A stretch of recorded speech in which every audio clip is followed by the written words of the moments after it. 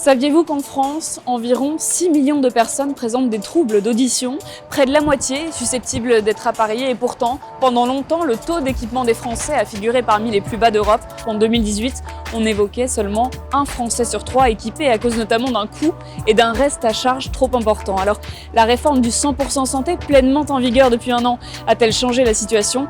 On va aller scanner tout ça avec Benjamin Saragosti, il est audioprothésiste et avec une patiente équipée.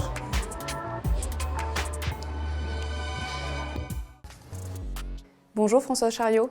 Bonjour. Depuis combien de temps êtes-vous équipé? Depuis 6 ans. Donc vous avez été équipé une première fois avant la réforme et vous avez bénéficié d'un renouvellement depuis. Est-ce que vous pouvez nous dire combien ça vous a coûté dans les deux cas? La première fois, ça m'a coûté dans les à peu près 3 000 €, et en restant à ma charge 2007 peut-être. Et la seconde fois, c'était beaucoup mieux, parce que ça ne m'a rien coûté.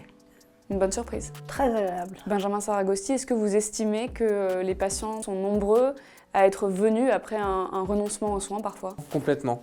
On a souvent aussi l'exemple de patients pour qui on avait fait un bilan il y a quelques années. Aujourd'hui, ils reviennent nous voir et souvent, ils nous expliquent que c'est pour le côté financier. Est-ce que aussi le fait d'en parler a motivé certains Français à s'équiper? Oui, c'est indéniable. Il y a vraiment beaucoup plus de gens qui accèdent à ce soin-là et tant mieux.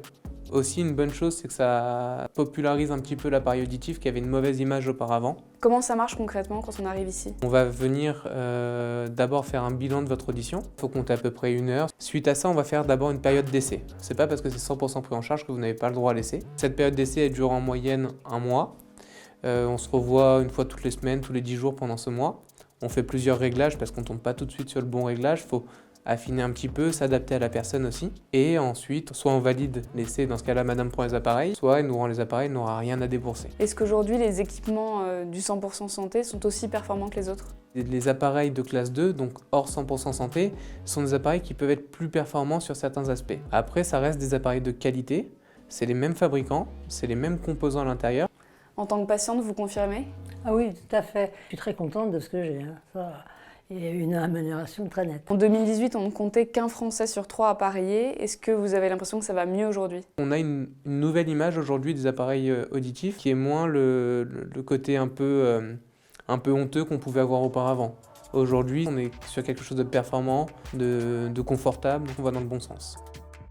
Après un fort renoncement aux soins et grâce à une meilleure prise en charge, l'objectif est désormais de parvenir à près d'une personne malentendante sur 2 correctement équipée. Sachez que la réforme permet un renouvellement tous les 4 ans. À bientôt pour un prochain scan.